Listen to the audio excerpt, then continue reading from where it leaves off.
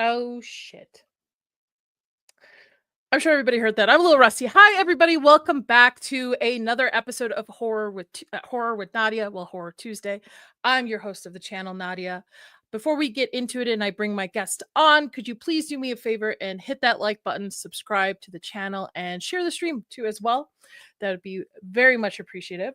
I don't have any other house cleaning to do other than that. Let's get our guest in here. So, hello. Hi, Tuggs. Hi. That was so How- quick. I'm like trying to type a tweet. You're okay. There we go. You're all good. How are you? How's it I'm going? fabulous. There we go. Post. And we did hear your oh shades, just so you know. It's fine. I'm telling you, technical difficulties is my motto. If I don't have one for any of my streams, it's not really my stream. Yeah, we'll do it live. Oh shit. Which, by the way, swearing is allowed on my stream if you can't tell. Ooh, 10 years ago, me would love you. Oh, are you trying to keep it? Yeah, there was, although I've been really bad lately, which I apologize to everybody for, including my mans over there, for my crankiness / my cursing abilities lately. Just I've been on an emotional roller coaster, and it's not been fun since my accident, and I need to get my crap together. This has been awful. Oh, right. Raging. What survived it? That was a big deal. Was it your Dunkin' Donuts or something? My Dunkin' Donuts cup. Yeah. I mean, you guys survived it. Good. Well, yeah. But other than that, the Dunkin' Donuts cup made it. But then we went to go clear out. You can go to the tow yard and clear out your personal effects, blah blah. And the person that cleared my car out took the Dunkin' Donuts cup. Now it's not the only thing that was worth anything on the Dunkin's cup is my Java sock that I use, like the cup sleeve. I love those. I use them all the time. And the cup itself is just a Dunkin', like throw it away. He did not. He threw it in the garbage bag that he had collected full of the rest of my stuff, like my steering wheel cover. Don't get me started. Oh man. I was like, okay. Alrighty. I don't know why we're saving this of all things, but all right, here we go. Thanks, buddy, I guess. Appreciate it. But yeah, the Dunkin' Donuts didn't even spill, so kudos to Dunkin' for their very high-end plastic They cups. should sponsor you. I don't know why. They should sponsor me. I would love a Dunkin'. I genuinely drink Dunkin' when I'm not making coffee at home. I love Dunkin'. I would love that. I don't know that I have enough followers, but maybe one day. Maybe one day they'll take pity on me. I do have a question because you drink so much Dunkin'. Are you originally from the Midwest? No. I actually used to be. What's funny is I used to be a Starbucks girl because there wasn't very many Dunkins, obviously, on the West Coast in general. My family, my mom's side of the family is from Rhode Island, so they're all over Massachusetts, especially. That's where they started and all this stuff. And so the big East Coast and Midwest kind of thing. And then, but over on our side, we had Starbucks. So I actually was a big Starbucks drinker up until about we're in 2025 now, so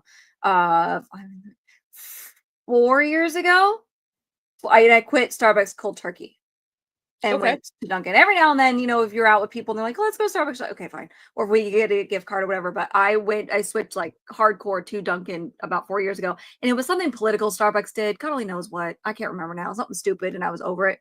I think it was probably, I know what it was. It was the abortion care for their employees. That's what it was. And I was like, I'm done. I'm so done. Like, they're super political anyway, but I'm just like, I just want my coffee. Stop being weird. And I quit and I went to Dunkin', and I've been a hardcore Dunkin'ite. This is a Dunkin' cup. It's their Wicked Large. Wicked Large. Wicked Large. 40-ounce plastic tumbler that I use all the time, which is bigger than their largest cup at Dunkin', which is funny, but yeah.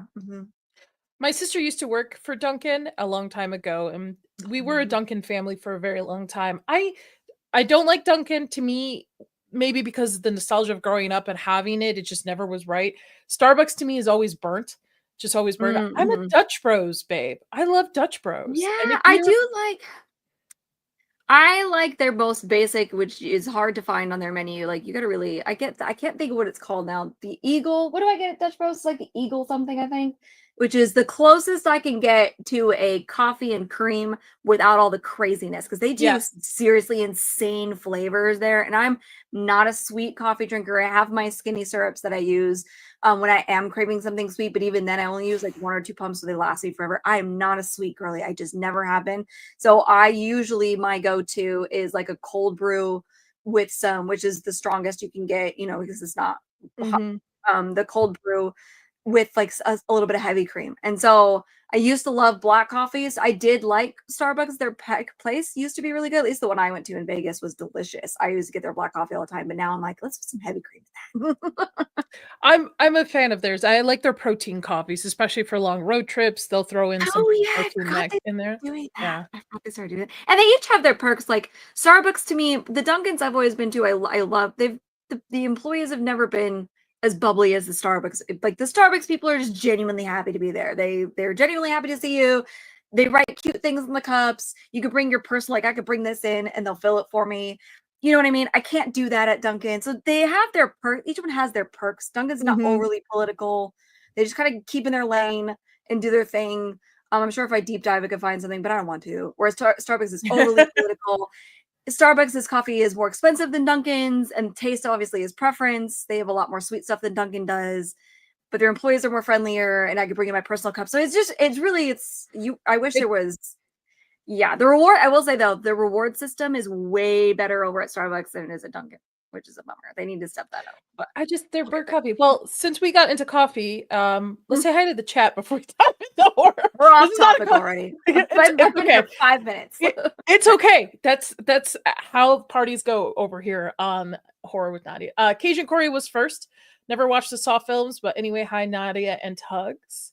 And he also gifted $5. I was told that sci-fi horror series centered around geek culture could never make it big in a public sphere, but I've seen Stranger Things.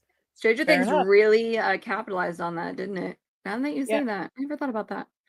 And for Stranger Things, I have a clip. Where is it? It's one of my. You know what's funny is I've actually never seen Stranger Things. Really? All right. I'm sorry. People look at me like, what? But I have to do this one, Corey. I'll play 2 for you because the first one's more for the females. Afternoon, ladies. Afternoon, Billy.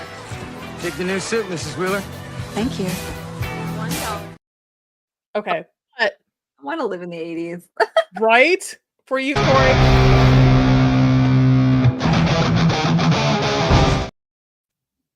If it goes any longer than that, we're going to get struck down. Hi, Deranged. I told my people on my stream earlier, I was like, you better come here or else. D Nice Gamer. Hey, Nads and Tuggs. Hertz Donut. Tug told me I had to be here or there would be consequences. I did. I was like, I will block all of you. Jake. Jake, I've ran into you all day in chats. Hello, sir. And he also gifted 5 of my memberships. Thank you, Jake. Thank you so much. Tuggs, I have a question for you. Spanish or German? German. Okay. Ja, mich ins Feuer! Du dämliches Schweinstück! Du willst mir tun? Ich werd's dir zeigen! Nein! I'm so glad I said German. That was amazing. Somebody give something else. Maybe I'll play the Spanish one. Canoli's in the chat as well. Rio's here as well. Good evening, everybody. You guys are awesome. All right. Awesome. Okay. All right. I know you play horror games. First of all, we went straight into coffee. Who are you, Tuggs? What do you do? Who are you? Maybe my chat doesn't know. Yeah. I am that's Tug Life, aka Tuggs. I mostly do gaming streams, and every now and then somebody is nice enough to ask me to be on their channel, like Nadia here. You can find me if you're listening and not watching, you can find me on Kick, Twitch, and YouTube. If you are watching, my banner is down here underneath my name. And her here. links are in the description below too as well. Oh, nice. So follow her. That's pretty much who I am. For those of you who've been around a while, like Corey and them, you know me. I member of Geeks and Gamers, kind of behind the scenes on that, and been in this space since 2019, when I was anti Rise of Skywalker and did not give any Fs. There was not one F to be found. And I found a bunch of spoilers on Reddit. God bless that employee, who literally took pictures as they were like watching the movie. You know how they have to test the movies in the theaters? Mhm. And wrote everything down along with pictures. And I took everything because they were anonymous. I took everything, and I did say Reddit person, but they were anonymous. So I have no idea who it was. And I went on a spoiler rampage and was like, this is what they're going to do. And this is how they're going to end the movies. And F this and blah, blah, blah. And Anna, I caught the attention of Anna, that Star Wars girl. And she made a video using my tweets. And that was it. I didn't know that was your origin story. That's my origin story. That is Tuggs lore. Wow. That's my lore. Yeah. That's awesome. And, but I You knew still ahead before everybody did. else. I still did with courtesy. I did still say spoilers in big, loud capital letters in my posts, usually at the beginning. Sometimes it was, I forget, and anyway, we do a paragraph or whatever. Because I know there are people out there, and I'm not that mean, but I genuinely did not care. If Disney was going to come after me, whatever. I didn't care. Did not care. So Anna, that Star Wars girl, I caught her attention first. She made a video, tagged me, and I was like, oh no. Now I'm popular. And I think it was Jay who found me next, and it just spiraled for there. Well, good. I'm glad they all find you. Otherwise, you wouldn't be here with me talking about stuff. That's interesting. With you and I have the same feeling about spoilers. I think because I think I tweeted out the day after Daredevil was released, and I was like, "Cool guys, thank you for spoiling the first episode of Daredevil within like give it 48 hours, my guys, or put like spoilers. Put spoiler in the front of it, you know, so I know to scroll. I know exactly who you're talking about too. I've called them out on my streams. I was like, come on. You know, I get it. They're like, oh, content creators should watch this stuff ahead of time. Yeah. I was on vacation. Yeah. I mean, give me 48 hours. Anyway, I'm usually careful anyway, but hot dang, did I not expect that to just be right off the gate. I'm like, guys, it's been an hour. Can we relax? Oh yeah, it was the same day. I was like, I hope your milk is sour. You know, one of the tweets was like, well, I don't care, Disney can go F themselves. Well, I was like, okay, but other people care. And you know, and that's how I felt about the Star Wars. Like, I didn't care, I'm gonna burn it all to the ground. But there are the people, I don't know how, but somehow that we're still like, no, it's going to be great. And I don't want to ruin it for them. That's their choice. You know what I mean? I said, there's a courtesy to it, guys. There's a courtesy to it. I'm all about F Disney because I'm not a particular fan of Disney, especially the way they have done certain IPs. And I'm a huge Daredevil fan. Like I read Daredevil before Daredevil was cool. So I really enjoyed the Netflix series when they finally adapted it. And I don't have a Disney subscription. I don't plan on really watching this new one until it's probably all released to kind of see, but I'm not hearing good things. Yeah. Corey gifted another because he wants it in Spanish. Okay, Corey. Oh no. What you paid for. Here we go. Que hables, maldito, de lo contrario te arrojaré al fuego. A la verga me vale verga, perro. Y cállate a la verga, hija de su puta. But those were played on, I don't know if you know the Cannolis, but it was played on one of their streams. And I was like, oh my God, please, you have to send me both of those things. Rachel's in the house as well. Hello, Rachel. I think, Rachel, your pick for members watch party is winning American Psycho for this month. I saw you, Jana. Sup, boners. Sup, Jana. Oh my God, I was spoiled on season 2 ending, was mad when it came true. Oh, Daredevil. See, I think that listen, when you go on the internet, there's always that risk, right? Obviously, I'm not saying like, oh, you shouldn't go, you know, but at the same time, like, let's maybe give it a day. Well, even movies, people are spoiling movies, and it used to be, they didn't used to have very common like Thursday showings like they do now. Usually movies come out on Friday, everybody saw it on the same time.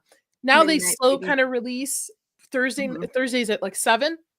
And people will literally spoil the movie before the movie comes out for the majority of people who have time to go see it.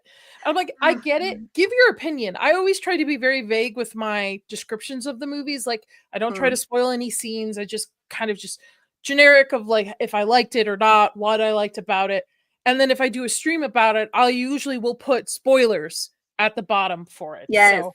Yeah. Or you do the hashtag or you put it like real big. That's what I'm just big. Like, As much as I hate this and I hate the IP and I hate the destruction of everything, blah blah blah, this and that, I don't want to ruin that on purpose for somebody that loves this stuff. You know what I mean? That's mean. Now a week or two, or like, spoilers, guys, Jesus dies. Okay, the Bible's thousands of years old, spoilers. Like, that's fine. Yeah, because things like that, it's been out for 30 years. All right, spoilers, the thing, all the whatever. Okay, fine. It's that old. That's different, but at least give it a day. At least, to be honest, my rule is give it the weekend. Give it the opening weekend. Give it opening weekend, because most people will look at reviews to see if they want to do movies on like the $5 Tuesdays to see if it's worth their time. So just give it the weekend or put spoiler. But anyway, this is a channel about horror. Yeah, and I do say horror very wrong sometimes. What is your experience with horror? I know you read a lot of thriller books, but what do you and you play some games too that I've seen. You nearly cry yourself during. So okay, I'm trying to think. My first horror movie, funnily enough, it was Scream. That was the first Scream. That was my first horror movie. That was probably still a little young to be watching it, but my mom was like, whatever, we're gonna watch it anyway. And we watched very graphic, by the way. Don't mean to interrupt you, but rewatching it multiple times, it's graphic. You don't realize it. And you go back, you're like, maybe I shouldn't be watching this at the age of, I think it was, what did it come out, 97? 96. It almost didn't get released because of the Demi Moore, Drew Barrymore opening scene where she's like gutted and stuff. The studio saw it and they almost like pretty much called quits on it. Yeah, I know that. It was too graphic. I probably watched it. So it was a few years later then. So because I obviously didn't go see it in the years, because in 96 I was like 9. So I think it was 98, 99. So I was, 10, 11 years old, 12 or so.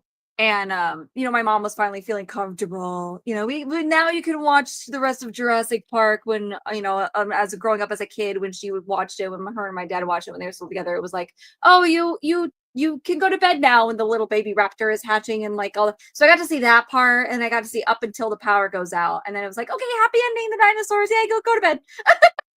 Interesting. So later, so she, so it was like, okay, well, let's have a horror marathon, girls' night, it'll be fun. And so we watched Scream, Blockbuster, whatever, got Scream. I loved Scream. Well, the whole point of Scream at the end of it, like the guy, I can't think of his name now, but he goes through the rules, right? Never say you'll be right back, and don't have sex, and all this stuff, right?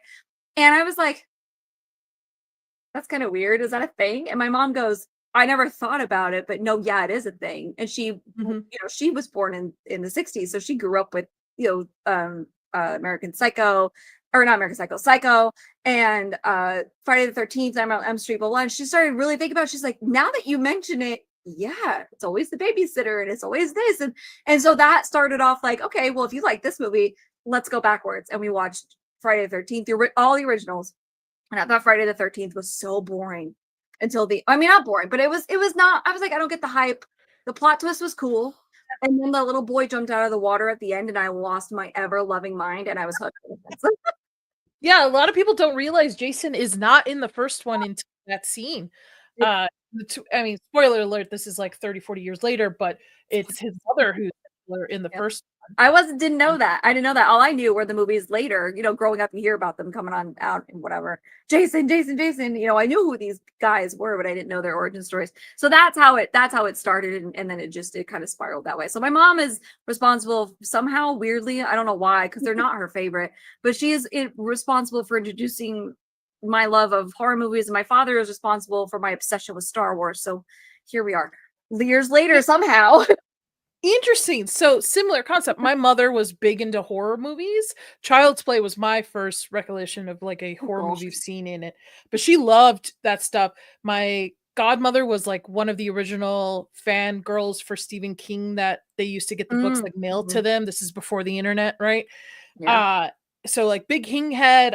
She moved me from R.L. Stine to King. So my mom and godmother were big horror fans that influenced me. My dad, however, being an immigrant, didn't see a lot of movies, but he made sure that I saw Indiana Jones and Star Wars. Like he made sure. So it's very similar. Very like my That love is of those similar. things are from him, and the love of horror from them. Yeah. Interesting. I wonder if your mom has ever seen the original Black Christmas, because that is where the formula Probably. of the final Yeah, girl kind of probably. started a The little final bit. girl. Well, and it was fun. It was interesting because she's like, you probably, and you and I are right on the cusp of that generational gap.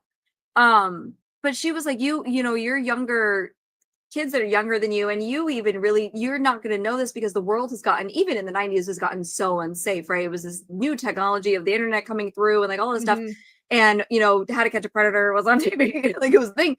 But she's like, but we would 16 at the oldest, if you were lucky, go through and she goes, everything that these horror movies, they capitalize on us teenagers being bad, right? It's Yeah. almost like they're almost kind of biblical in a way. Like you're smoking, you're committing all these sins, and you're the first to die, that kind of thing, and all this stuff. And she's like, now that you brought that, now the Scream had brought that to her attention. She had never really thought about it before, but she's like, no, yeah, if you go and you think about it, you look at Nightmare on Elm Street, you look at Jason, you look at Black Christmas especially, and Texas Chainsaw Massacre, like all of them. You go back and you look at them, there's a theming. It's so crazy. It's interesting how there's like these underlying messages that you never really thought about before. But yeah, I love them. Texas Chainsaw Massacre traumatized me. I've only seen that movie once. I have not watched it again. The original. The original or the original? Okay. The original. Okay. The It remake's was not so too unnerving. bad. The one The with Jessica remake Biel is my favorite. Yeah, I like that it's one. not bad. It's not bad when it comes, because there was a surge of like remaking horror movies in the early 90s, 2000s of like classic movies. Like we get the remake of Nightmare on Elm Street, we got Texas Chainsaw, we got Friday the 13th. I think we got Halloween. Kind of, it's just continuous with the story, like Halloween H2O and stuff. But yeah, it's interesting. I think early, because I was born 87, so I'm a 90s kid. Yeah. I think 80s and 90s kid had primo horror like influence of it being such a big thing. Now I think it's too much focus on what they call elevated horror, which I think is just buzzwords, to be honest, where horror has to be something as over the top like Nosferatu, where it has to win Best Picture or Substance. But people forget there's also movies like Terrifier or little indie films that are really good. So I think horror just like encompasses a lot of themes throughout it, depending on the movie. You can get a lot of things, and people can look at horror movies differently. To me, one of the biggest movies to scare me last year was Heretic. Have you seen it yet? Oh God, is that the one with the girl loses her head on the light pole? No, that's no, Hereditary. That's Hereditary. Oh, Heretic. Yes, with what's his bucket? Hugh Grant. Oh my God, Hugh Grant. That actually was. I was pleasantly surprised by that one. I really was. I liked that. It didn't scare me, but I liked it, and he brought up some good points. It scared me because as a Christian, and just the idea of like, is there an afterlife? Those are like my Achilles heel. So to me, that got under my skin. Where I go and I watched a double feature of Terrifier 2 and 3, and I'm not scared. Or those something are more like else. what's the genre? Splatterpunk, I think is what they call it now. Where just like slashers or over the top something. What's the word? Over the top bloody and just gore everywhere. I think it's called splatterpunk. Vex, I know you don't like Heretic. It's fine. I enjoyed it. I liked it. Did it scare me? No.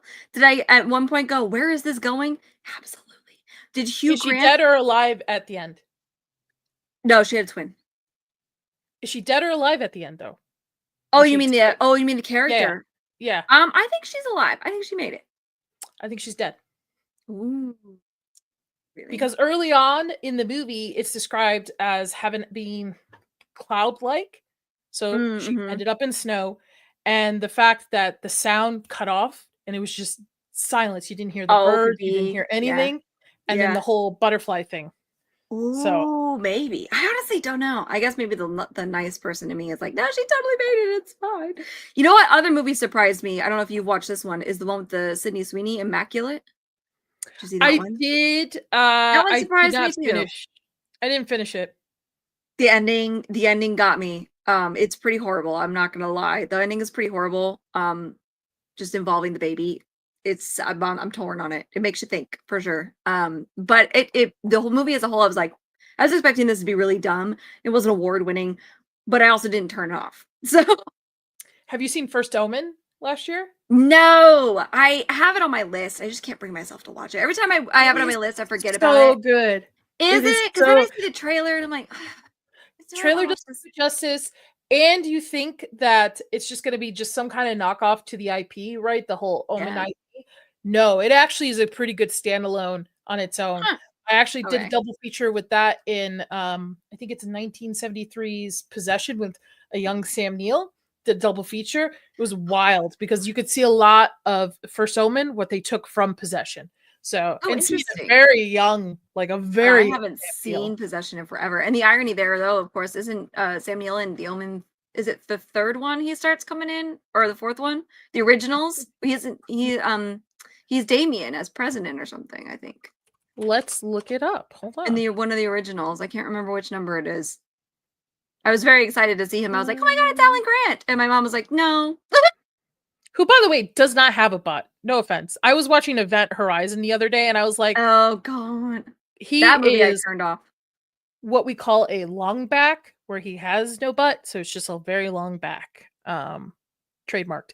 Let's see. I don't know. I don't see Omen on here. I'm pretty sure it's Omen. That's all right. There's Jurassic Park, so it would be before Jurassic Park. Oh, it's called The Final Conflict. The third movie. Oh, the third installment. Oh, okay. Yeah, I forget it's got a different name. Yeah. Oh, he's president. He's Damien, and he becomes president of the United States. It's a very 1980s horror, but you want to see a young Sam Neill? Have fun. Well, I'll have to a couple more people. I saw Sassy pop in. Hey, Sassy. What's up? Hook popped in as well. Thunder Ducky. I just watched this myself. All of them were on sale for Xbox for $10. Oh, okay, yeah, okay. Oh, so nice. That leads me.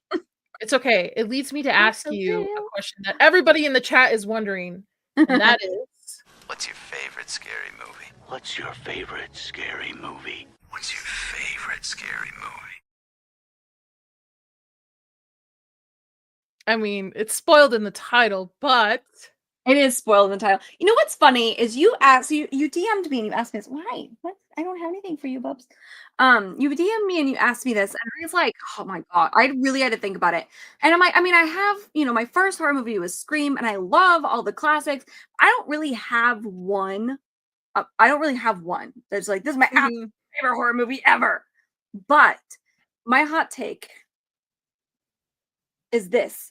Saw, I told you, I was like, I love all the Saw movies, and that is always a very hot take when I tell people that. People get all weird about it. It's wild to me. Even horror fans are like, oh, you just like all the gore, and you just like all the splatter, and those aren't real horror movies, blah, blah, blah, blah. And I vehemently disagree.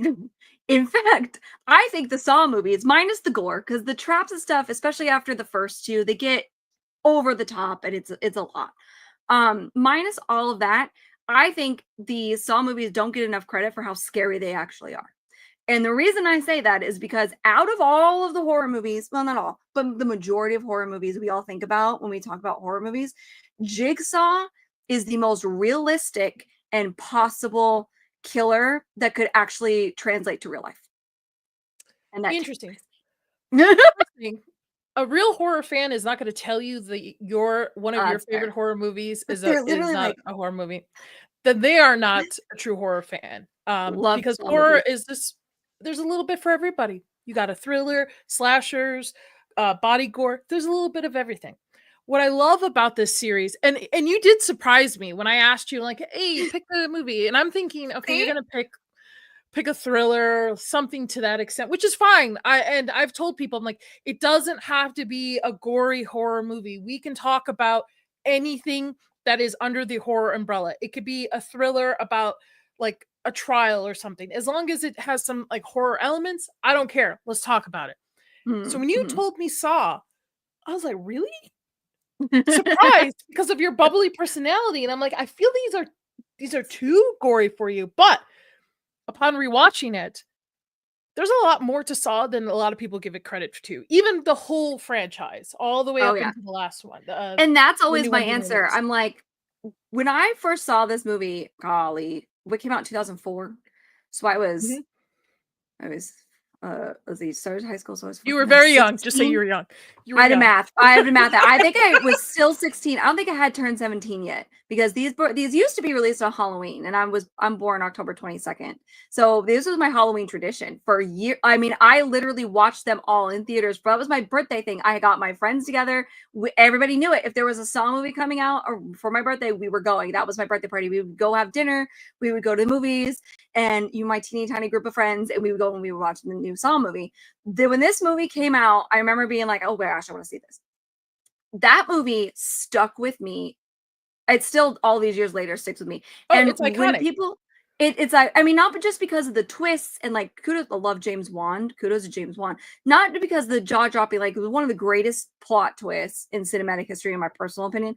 But it made me think, even that young, I walked out of the theater like, would I be a victim of Jigsaw's? Like, what is my life? Do I appreciate my life? I literally walked out of the theater thinking about that. And it stuck with me. I talked about this movie nonstop people were like, can you shut up? I don't care. It stuck with me. There's so much to, and the whole franchise as a whole, there's so much to it. And the fact that the majority of the traps, at least in the first few, are real traps that people have used on other people in the Spanish Inquisition, all this stuff. The behind the scenes is fascinating on this film. Is even more crazy because to me, there's never going to be a Jason. Okay. Even if there was, when you kill him the first time, he's not coming back 30 times, Freddy's not real. There's not going to be anybody in your dreams, except in, that you haven't made up in your head. He's not like real. These guys are their fantasy kind of, and it's fun to watch and they're great. But this is something that somebody that has lost everything. People do crazy things when they lose everything. He's literally lost everything, and he does it in a calculating way. If you take a genius or somebody with those kind of smarts in real life and you put him with that kind of loss, you have no idea what they're capable of. And it blew my mind and it stuck with me. And it still to this day sticks with me. And I love them all so very much. And when I tell people that, they're like, huh, I'm like, go back and rewatch it. Forget the gore, forget the traps, close your eyes, whatever, fast forward through it. It gets bad. I get it. And just look at the message behind it. And that message only gets even crazier the more. And you're like, holy crap. So that's my spiel. The whole franchise is interesting. There's whole themes of like redemption and moral judgment throughout it. It does take a dip in the middle of the franchise. And I think the last one kind of redeems it. To me, the last one plays out more like a movie instead of just a gore fest of just throwing bodies at it, which the middle ones have been kind of prone to. They more so, to me, it reminds me that the original is great. There's a lot of love put into it with the filmmaking. I have some trivia on it. But the middle parts feel like it's the studio involved instead of it being just like a guerrilla style, like we're on set, we're going to do this and put it out there, where the other ones, and then the last one kind of brings it back to that format. So there is a poll for everybody in the chat. I did put a poll. I forgot to mention, would you survive a jigsaw puzzle? No, I can't cut off my own leg. Yes, hand me the saw. 52 of you say you can't cut off your own leg, but 48% of you said you'd cut off your own leg. It really is a fight or flight. It really is. I mean, and not even just that one, but like the only one I think I might be able to make it through is Amanda in the first movie with the jaw trapper having to like cut the key out. I think I could do that. I would feel awful and horrible, and I might not make it very long afterwards because the guilt would probably set in too much. But I think I could make it through that because I don't know that I could do it to myself. This one sounds so bad. Yeah, that one where her specifically, having to, especially when you find out later, like that guy was doped up and he could see what was going on, but he couldn't feel it. Where she's got to cut the key out. For those of you who don't know, she has to cut the key to her trap, out of somebody that's in there with her, and then use the key to unlock. Otherwise, it's in her jaw, so it's a real trap, by the way. Go Google it.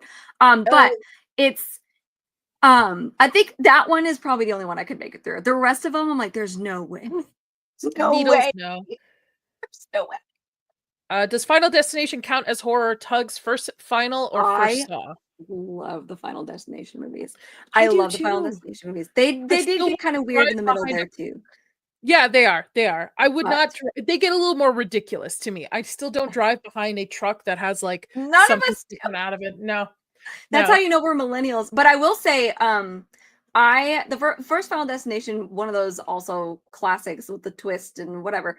But when my favorite of the Final Destination movies, and not as a movie itself, but the twist with the final destination, the Final Destination, the very last one of that circling back, and it's actually a prequel to the first movie.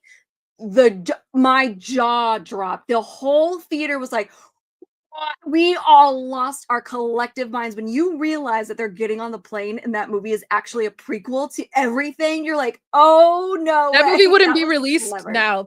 No. Neither of those movies would be released now with plane crashes happening in both of them. Oh Like, yeah, neither of no. them would. Mm-mm. Yeah, yeah, yeah. Mm-mm. Nope, nope, Nope. nope. So we're talking about Saw, 2004 Saw, directed by Mhm. James Wan, Love starring James Bond. Lee Wannell, I think it's Wannell, and Carrie Elwes. We Yes, love Carrie yeah. Ellis. Oh, Which has his character throughout the franchise has an interesting twist too. So, yes. two men awaken to find themselves on opposite sides of a dead body, each with instructions to kill the other or face consequences. These two are the latest victims of the Jigsaw Killer. Now, this is based off actually a short film, and I think we were talking backstage. Eli Roth picked it Mhm. up to turn it into the feature it is. Yep. Coming in at 1 hour and 43 minutes. I think it's the second longest one, where I think number 9 might be the longest. One of them is almost 2 hours. 2 Oh wow. unneeded You know, I hours. never thought about that before, but yeah, I think that they are all like sub 2 I mean, not much, but sub 2 hours, which you don't get that for a movie in general anymore either. Everything's 90 2 minutes is my preference, but that's if you You can't tell your tell story me in a 90 story in 90 minutes, hours. I don't know what to tell you. Uh It currently sits at a 7.6 rating out of 10 on IMDb. It started the iconic Jigsaw puppet, whose name is actually Mhm. Billy. Billy! Yeah, We love Billy. Jigsaw. People confuse it. They think the puppet is Jigsaw. No, the character played by God, why can't I Tobin Bell. remember? Thank you, Tobin Bell is Jigsaw. The puppet itself, his name is Billy. So, Yes. Which I it wish is. we not that we need Go it, ahead. but I'd be curious, and maybe the behind the scenes, people talk about this at some point, but I never did find out why we call him Billy. So Why? I don't Why know Billy? why we call it Billy, but I know in the franchise the puppet was originally created for Jigsaw's son that he lost during his wife miscarried due to it plays into the franchise. I Like his wonder wife if now that you say that, I forgot about that. I wonder if maybe that was what they were gonna name the son. they were actually going to name him, oh shoot. I don't remember now. It It's was a been a weird long name time. too. It was like a biblical weird name that I can't remember. Oh, okay, then never mind. Theory out the window. Um the It's one been a thing long time since I've watched it all the way through. 2004's budget. I wanted to see. It was a one production budget was between 1 million and 1.2 million. And what did it make in the box office? Way more I than that, told if I you we do remember right. everything live. 104 million. Yeah, buddy. So worldwide, gross worldwide. So it did pretty good. It did pretty good. I think it was refreshing. It was a new take in the whole slasher gore Yeah. kind of genre. It Yeah. is James Wan's, if not first, one of his first films. A lot of people don't realize where he came from. Saw, then we have Or Conjuring, Insidious, Aquaman, Malignant. I think he came out with something recently too, as he's well. Megan was his last. I don't know if he directed that one though. I can't remember if Ugh, he directed I it or hope just not, because produced that it. I'm But not a fan. Megan, I know he was involved. A lot of this stuff, the later stuff, you'll see him if you follow him on Instagram. That a lot of the stuff that he's posted, is he's a producer on lately. I can't wait for the last Conjuring movie. I'm sad it's over. I hope it's good. I hope it's better than the last one, because the last one Yeah, I was a didn't like that snooze one. fest. Yeah. He's doing the Call of Cthulhu next. They're in pre-production right Oh, now. ooh, that'll be good. I remember That should when Aquaman made a bunch of money, people who may not have been impressed with Aquaman as a whole were like, the trench scene was so crazy and like creepy. And I was like, well, that was because James Wan was allowed to be a little bit, in his horror element there. And he even brought the Conjuring composer from the Conjuring movies in, and Annabelle in, for the music specifically for that scene. So that like that high violin, whatever, and that if you go back and watch Aquaman, that scene, that high violin, that is the composer for Conjuring and Annabelle. He brought him in specifically. He is also doing the remake of The Creature from the Black Lagoon, and that is a tall order, in my opinion. It is one of my favorite Universal creature films from back in the day, so that should be interesting. I will say, The Conjuring, I do like the first one. I know the real story behind Ed and Lorraine Warren. They are not that lovey-dovey couple that everybody assumes they are, like in Conjuring. They're Like, very controversial, actually. He had a 16-year-old mistress that lived with them, so it was the tip of the iceberg. So I love that people think that they had this like loving relationship as they ghost hunt and whatever. No, it wasn't. So I would advise to look into it. So Saw now sits at 10 movies if you include Spiral, with the 11th one coming out this year. Supposedly, so, hopefully. Supposedly. Supposedly. Depending on the pushback. 10 was received pretty well. So I can't see. So hopefully they continue. This is a very interesting IP because they have to, in a sense, circle back at what the foundation has been set with this, with at least the first two. And I think they did themselves a disservice by killing off Jigsaw earlier on in the franchise. Yeah, I can see that. I like it though, because it's interesting, because then you got to see, you know, we get the FBI agent who creeps me out in general. I haven't seen that actor since, but he freaks me out. We got to see Luke from Gilmore Girls back, R.I.P. that character. Poor guy. But it was an interesting way for them to keep it going. And I recently, because like I said, we went every year. It was like, where is this going? Because now your main guy is dead. Where it went was brilliant. And I want to shout out, nobody is in the chat probably here, but if you are, kudos to you, because we didn't have the internet that this way that we do now, really. So we were in the IMDb message boards. Those don't exist anymore. Yeah, you know, theorizing, and there was somebody, I think it was when the third movie came out, you know, the theories, it really started to take off as far as a horror cult situation. And so we're all on the IMDb message boards, and there was, and for the life of me, couldn't tell you the username now, but he was adamant. He's like, if you go back and watch the first, I think it was the second one. He goes, go back and watch the second one, and the tape where you see somebody in a cloak shuffling around the body, is like cutting them open and putting the keys inside their eyes or whatever it is. Like, you see the tape very briefly for this guy with the key in the eye in the second one, and he has to cut it out, right? That's how the movie opens. And they show, so Billy is playing the little tape, and you see, this is what we did with you, you know, the voiceover, blah blah blah, and it shows this guy in a cloak, you don't see who it is, shuffling around the table doing his work. And this guy on IMDb said, that's Dr. Gordon. That's Carrie Elwes's character. I'm betting my money. He was the first one to ever say it. And part of me is like, James Wan, was that you? But he nailed it. 10 years later, that was the big plot twist in the last one. And you're like, oh my God, this guy knew it from the beginning. He goes, the way he's walking, and how else are you going to have surgical precision like that? Like, that's Tobin Bell can only learn so much. And we were like, no way, really, you think? And he goes, he converted him just like he did Amanda. I'm calling it now. You heard it here first. And he was right. And I never did get to say you were right. So I don't know who he was. But yeah, I will say, all those years ago. Well, I appreciate of the internet to bring me my closest friends. Some of them are in the chat, and everybody in this community. I am so appreciative. But fuck all, it had killed water cooler discussion about media and movies, which sucks, because now you have to either stay off the internet and then talk to somebody in person, or you get spoiled by things like we were talking earlier. Like this type of and also I feel that back in our day, everybody was excited about everybody's theory. Dumb or smart, whatever theory it was, everybody wanted to talk about it. Yep. Nowadays, you're judged too hard. Yeah. Somebody could post that on the internet today, and he'll get a ton of comments saying, no, bro, you're dumb. Or like, this is You're retarded. This is rage bait. This is rage bait. This is so woke. This, like, all the buzzwords you can think of.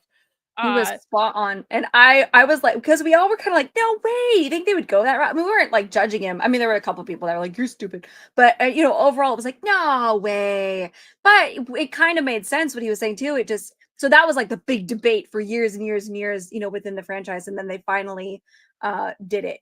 And it's awesome. And I love the fact that at least with the last one, like Spiral did well too. But at least with the last one, Saw 10, we went back. You always have to go backwards now if you're going to involve Tobin Bell. Yeah. Whether in flashbacks, which what they did with Saw 8 or 9, I can't remember now. The numbers are all jumbled.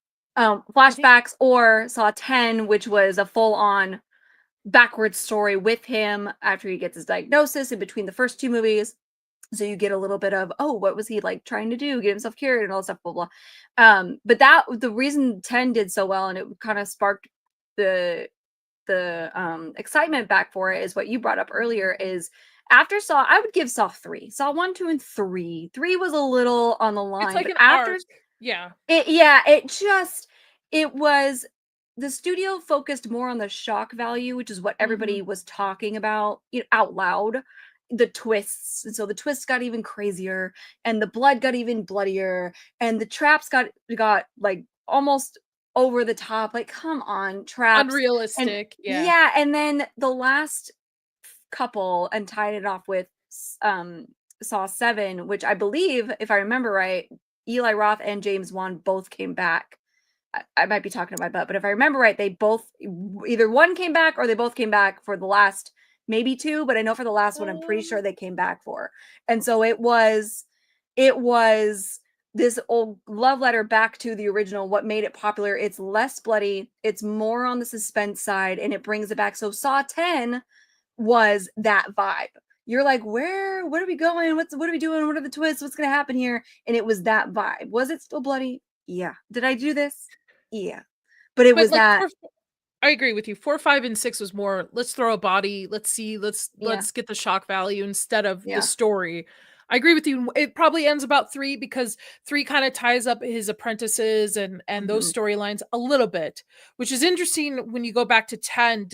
10 allows you to also see how those relationships were built in between 1 and 2. Which I liked. It's a crazy franchise.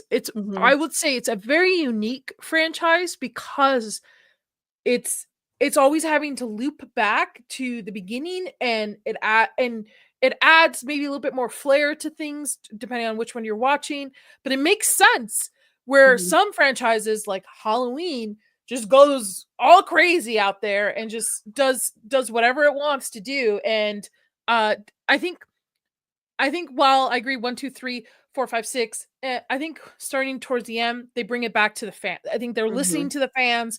They're understanding what the fans want. Yep. Bobby said, I noticed the way we talk to each other is different. We don't share our opinions and argue them anymore. We try to convince others we're right and they should agree. It's weird. Yeah. Yep. Difference of opinions. Everybody's opinions are like buttholes. Sometimes they all smell. Yeah. Sometimes they're clean, sometimes they're not. I don't know what to tell y'all.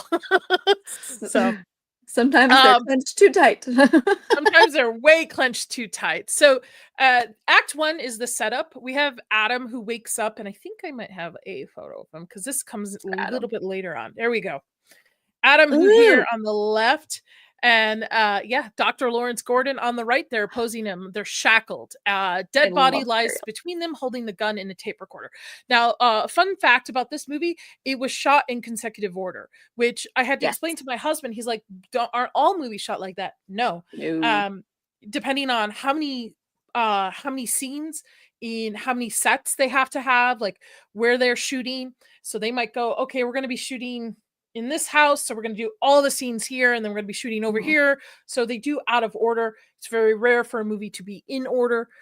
They wanted it to be chronological so that the character development matches what the actors are feeling throughout this production. So at least all of the bathroom scenes were shot in chronological order, which was pretty cool.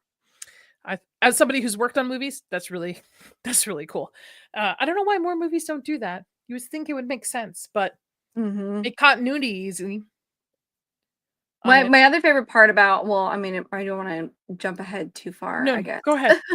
My other favorite part about this is that it, Tobin Bell, at least, and I think Carrie Ellis has mentioned it randomly throughout the years, but the him getting up at the end and being like game over and slamming the door. They had no idea that was the complete end. Like they had no idea. So Tobin Bell has talked about a little bit. He was like, I mean, I had the script, kind of had an idea of maybe what was going to happen just because I needed to know. He goes, but even I had no idea that I was going to get up at the end. Like that was one of the things that they kind of were like, this is what needs to happen. Be surprised. Well, it's funny Kind of that you thing. bring that up because it's an iconic line at the end of the movie where he says game over when he's closing the door. Like this. Game over. That song is a banger, by the way. Okay, I'm done. They find a tape that reveals their predicaments, right? Lawrence must kill Adam. I'm there. KO. Sorry, YouTube. This is all fictional. By 6 not o'clock, real. his family dies, and Adam just needs to survive. So it's a very interesting predicament these two are put through. One fun fact I like about this too that I looked up.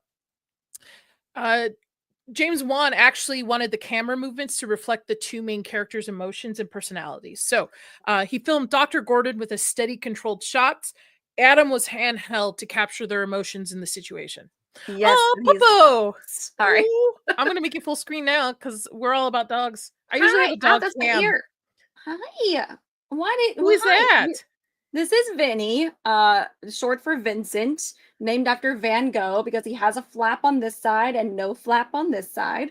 So he's missing an ear, quote unquote. And he is apparently starved for attention, even though my boyfriend's over there on the couch. Don't worry. Hi. Like I said, I usually have a dog cam up in the corner because my dog sleeps on this, but she's not with me right now. What? So yeah. Why are you What a chewing on me? cutie. You're interrupting. You're interrupting. It's You're okay. He's 7 months old. Oh, okay. He's a puppy. He's a baby. He's still. a baby. I know. Thank you so much. You're now famous. Mine's You're gonna be 7, and she's still a baby. So yeah, she's you he's good? adorable. Okay. So sorry. So, if it's not the dog, it's the cats. all good. I have a cat too. I don't know where she is. That's a good question. Interesting with the camera shots because rewatching this, I was like, that's interesting. That's another level added to this. Yeah, because Dr. Gordon, for the most part, until he gets triggered, and By his wife rightfully and so, kid. yeah, by his wife and daughter. He's very calm and collected and is like, all right, we need to think about this. Whereas Adam is just probably what most anybody would be in that situation, just all over the place, erratic, banging on things, slamming doors, screaming, all of it. And you're like, calm down, dude. Even watching, you're like, bro, chill. You're stressing me out. Oh, I did not know that about the cameras, but it makes perfect sense. God, I love James Wan. How long do you think this movie took for for filming? Oh, I would think probably a short amount of time. What is the average for a film? Do we know? Oh man, it's different now. Now it depends on the movie. It could be months. Probably a year. Let's go with a year on average. So maybe 8 months, just under a year. 18 days of filming. Oh damn! I thought it was short. I didn't think it was that short. James Wan. 18 days of filming. That's Rachel. 28 days. I got you. You know, that was actually a really better guess than I had. 18 days of filming. That tells me, again, as somebody who's worked in the film world, this is a lot of love put into this. This is an indie film. Even though it's behind a big studio now with it, this is an indie film, again, based off a short film. So 18 days surprised me as well. But it makes sense. It makes sense because there's really, honestly, 3 sets probably, right? We have the bathroom, we have Dr. Gordon's house, and then we have the precinct. So like everything else can kind of manipulated in the background depending on these sets. Like when they're driving. They probably use this warehouse for quite a bit of a Mhm. lot of it. Like there may be another room that they could have used for Amanda's apartment, or the scene where the pig kidnaps everybody. Like that's really easy. This warehouse probably has a parking lot they could have used. So yeah, I mean, and it's all practical effects too. Poor Tobin Bell had to lay there. That's not a stunt double, and it's not a fake body. That's literally Tobin Bell taking a snooze. Well, the funny thing about this is that this entire movie, other than the guy that was burned alive, all the corpses are played by actors. Mm-hmm. Yeah, not one was like a rubber A double or dummy whatever. or Yeah, nothing. yeah. I think that's the same for the majority of them, except for like one or two traps here and there. I'm pretty sure it's the same. I could be wrong, but I'm pretty sure it's the same pretty much all the way through the films, which is awesome. Also traumatizing as an actor. Yes. Can you imagine? We're He's not going to probably use any. taking a nap right now, right in there. Yeah, he's taking a nap. Taking a nap. You should have. Who is Oh, this? Zia. Yeah, she is a horror Yeah, fan. I'm quiet. Zia Land. Mm-hmm. I have never met her. Maybe I'll reach out to her, see if she'd like to come on and talk. For that, my friend. Some motherfuckers are always trying to ice skate uphill. I did not know she was a horror fan.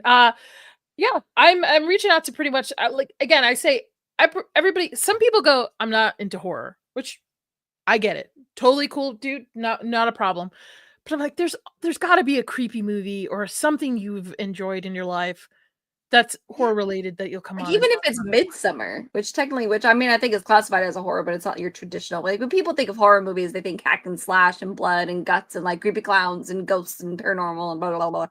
They don't think about movies like something like or Substance, which Something. is you don't think of it as a traditional type of horror movie, but it is. Well, Thrillers Midsummer. coming to mind. The Jackal from the 90s, early 90s, 2000s. Yeah. While you That were movie. sleeping or sleeping with the enemy. Yeah, that movie terrified me, The Jackal, because there's a scene where somebody gets stabbed through a couch, and I'm like, "Holy cow!" After that, I saw that as a kid, and I was like, "Oh man!" And it's about like an assassin going after another one, and it has, I think, Bruce Willis and who's the Runaway Bride, the opposite of Julia Roberts Richard in Gere. that? Yeah, has Richard Gere in it and stuff. Enzo's never seen going this Passion movie. of the Christ. If somebody wants to come in, because there is a little bit of horror elements to that. I mean, it's scary, the story of Christ and stuff. So like there's a ton of Yeah. movies. So Yeah. but yeah, I'm always up for anybody who wants to come on and talk about their favorite horror movie, except as long as it's appropriate. Enzo, I'm looking at you. Nah, Enzo's good. Okay. All right. Where was I? Okay. Context to the Act 1. We learned that Lawrence is a surgeon suspected of being Jigsaw's killer. So originally, Dr. Gordon right there was approached by the cops thinking that he was the killer. And Adam is actually hired to, we later learn on that he's hired to actually photograph Gordon and follow him, kind of like a PI based on the cops. Jigsaw's MO, elaborate traps, punishing the unworthy lives, is introduced at this point. So I think one of the first traps we see is Amanda's. It's Amanda, right? I think. Yeah, I can't remember which trap the movie opens with, though. Is it Amanda? It might be Amanda. I believe it's Amanda. Otherwise, the cops find the other, because she is the only one that survives. Yes, that's right. She's the only survivor at this point. Yep, she's the only survivor. Yep. And then there's the guy. That's the guy that goes through the razor wire. Yeah, and the guy that burns alive. And then there's the guy that there was a second survivor because the cops intervened one guy getting like stabbed here through the neck at Jigsaw's like lair that they find, but unfortunately one of the cops then falls into one of the traps and gets fired on from the top. And Danny Glover's in this, by the way, too. So like a lot of people like he's still alive. He's still kicking around, at least in 2004. So not his best acting, to be honest with you. I think this was a paycheck. Yeah, I was like, I don't remember Danny Glover being this bad of an actor. So he definitely, I don't know. Anyway, hello. Hi, Nick. Hello. The hacksaw was introduced. The clock and earlier clues like X marks the spot. There's a bunch of clues, actually.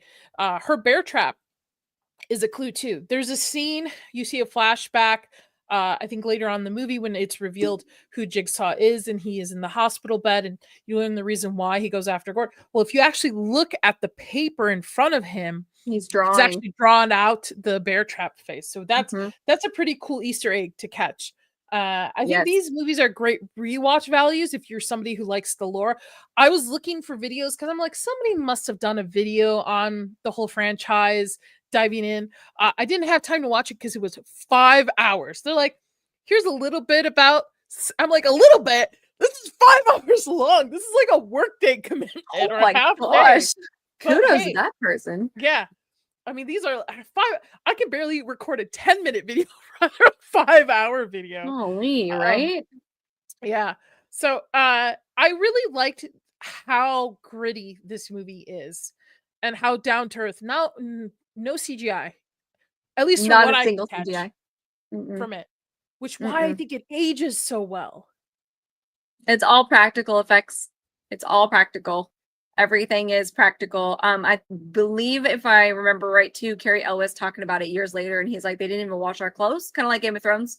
They just let him get dirtier as we were filming. So, like, all the sweat and stuff, you put them back on, kind of thing. And poor Tobin had to sit through hours of makeup every day with that and lay there. Can you imagine laying there for hours as you're filming? Like, oh, I like to sleep in weird positions, but that would hurt.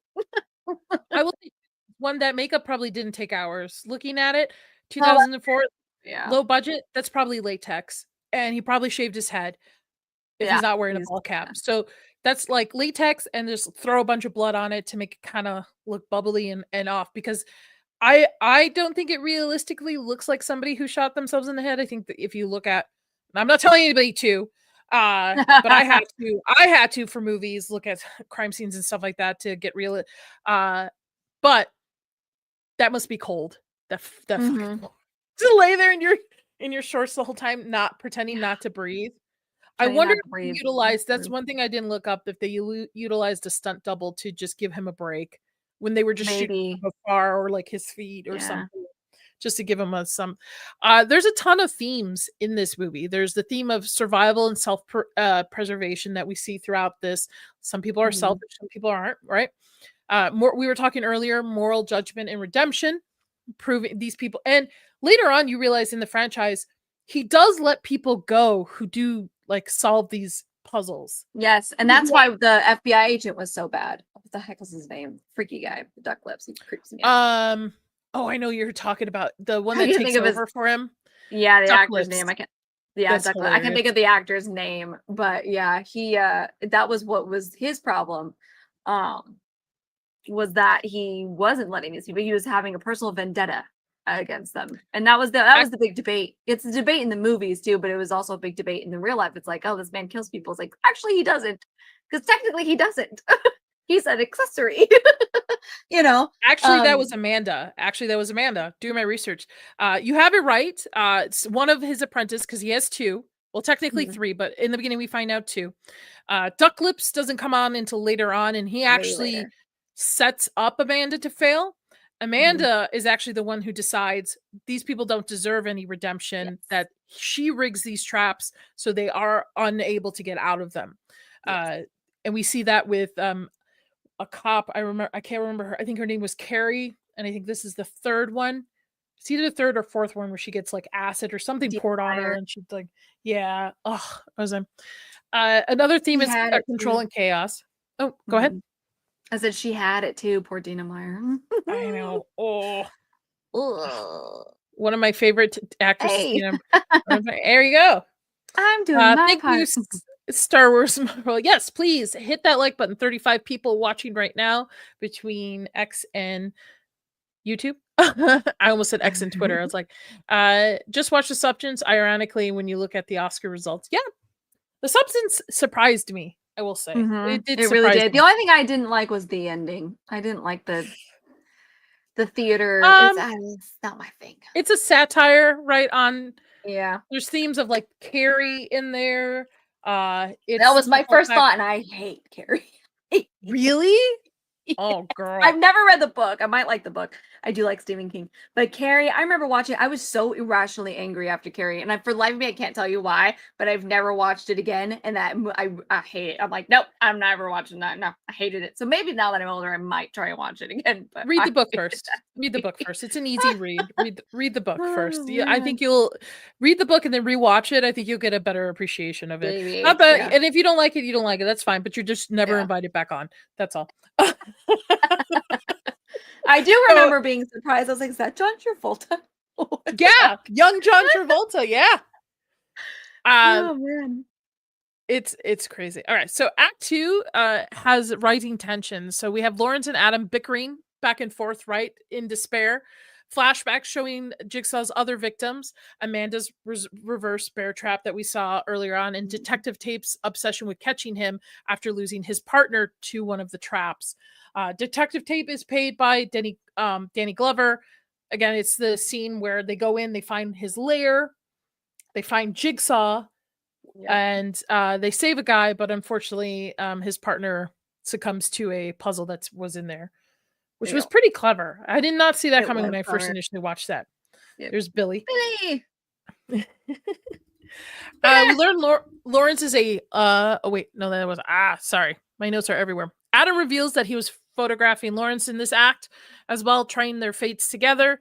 Lawrence family is shown held hostage by Zeep, a hospital orderly who is poisoned, and I have a picture of him. This guy. If you watch Lost, you will recognize this guy immediately. If you watch Evil, you'll recognize this guy too. I need to watch Evil. That's on my list too. Now that it's over, I'm gonna binge the whole thing. Michael Emerson. Yes, that's his name. He's pops in there. He's always a creepy everywhere. Guy. Always a creepy guy. He was on SVU for a little while as a serial killer. He's a good time, this one. I don't think I've ever seen him play a good guy. Yeah, because in Evil, he's like pretty much the Antichrist or like a demon.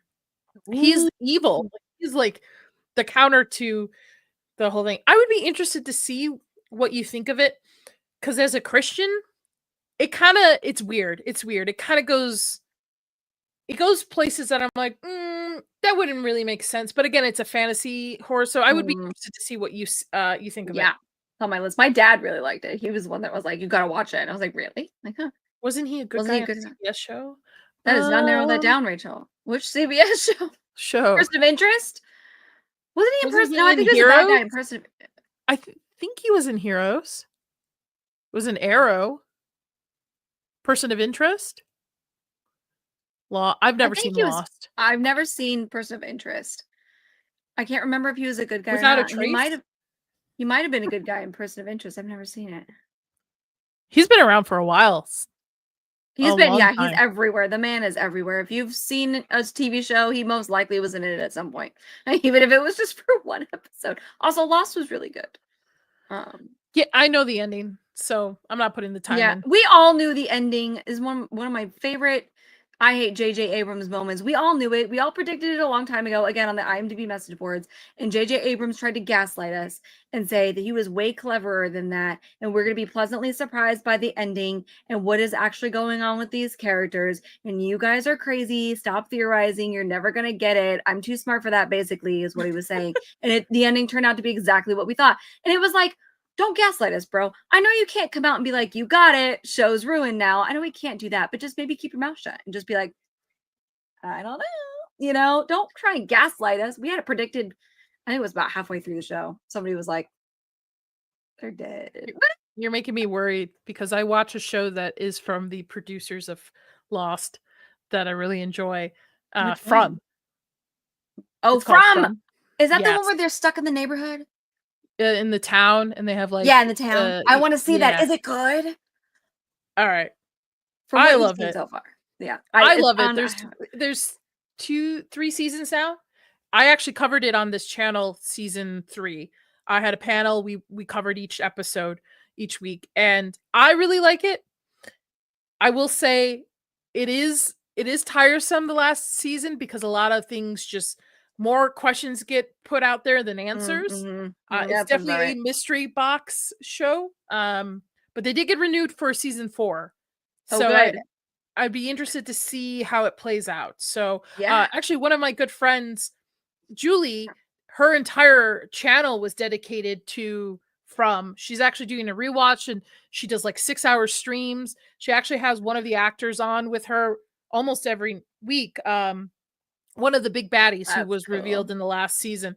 If anybody in the chat could do me a favor, mods, if you could find Julie's channel and drop it in the chat, it would be much appreciated. She's great. She's fantastic. She's on my Stranger Things stream on Fridays. She's doing a Severance watch along and she does. I'm telling you, Tuggs, like she deep dives this stuff. I love and it. I love stuff. I great. love shows that make you think and you can talk about like we're doing now with Saw 20 years later, talking about the themes and what I love that. And Lost was great. There was nothing about Lost. It wasn't the show's fault. It was just J.J. Abrams trying to gaslight us and thinking we were stupid. You're not that clever, JJ. It's the ending thing. Like Dexter. Dexter I really loved. And maybe there's a couple weak seasons towards the end, but they ended that really bad. And by the way, I'm watching for the first time Original Sin, and that is such a snooze fest. It's not worth anybody's time. Thank you, Rachel. It's not worth anybody's time. Dexter was so good. And then the ending was dumb, but I didn't mind it. Like he's sailing off into the hurricane. Okay, cool. What I did mind was the fact that they did the revival or whatever, not the prequel that's out now, but they did like Dexter's back resurrection. He somehow survived that. He survived that? No. You know what turned me off from it? The incest storyline with him and his adopted sister towards the end. That was weird because that that came out of nowhere. I mean, they're not blood related. Yeah, it did. But it came out of nowhere. I was like, yeah. Is this so watching?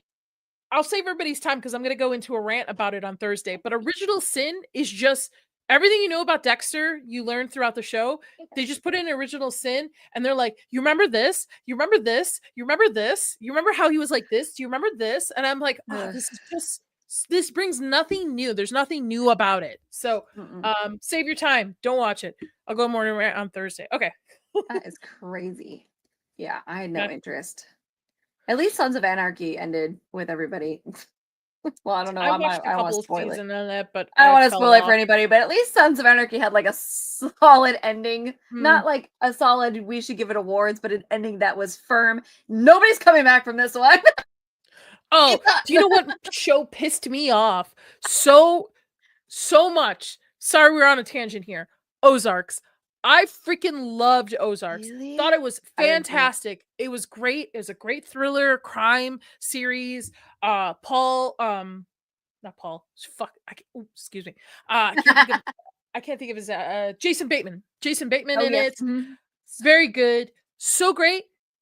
They effed up that ending so bad. Worse than Dexter. So bad. I like almost flipped my coffee table. I was like, what is going on here? I spent like 4 seasons to get to this point. Nah, man, I'm out. So yeah. Is it worse than Dexter, but is it worse? See, the endings to me is if I don't find it worse than How I Met Your Mother, then I'm fine. Is it if worse it's than that bad? Yes, it is worse than How I Met Your Mother, because How I Met Your Mother on a rewatch, you can kind of pick it up that this is just him asking if he can go bang their aunt.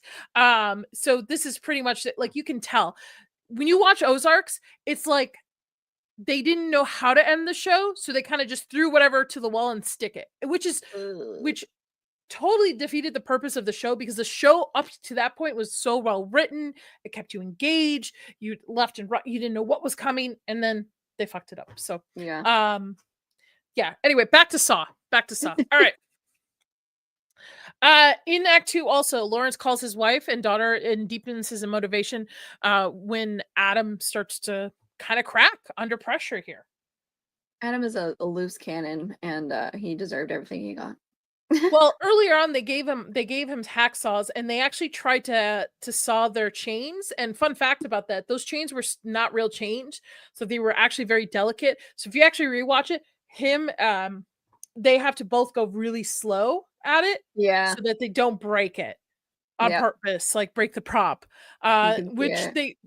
Dr. Gordon figures out, like, he doesn't want them sawing off the chains, he wants them sawing off their legs or foot, at least. Which kind of comes back in 10, where they had a woman saw off her leg. Yes.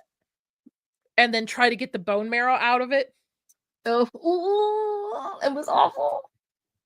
Stuff like that doesn't bother me. Gore doesn't really bother me. Though.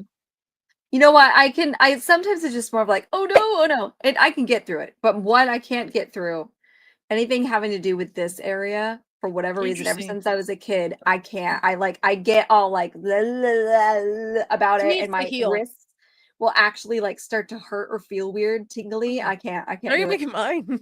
I know, it's bad. So like me watching 13 Reasons Why, I was not prepared for the ending. Oh my god. What?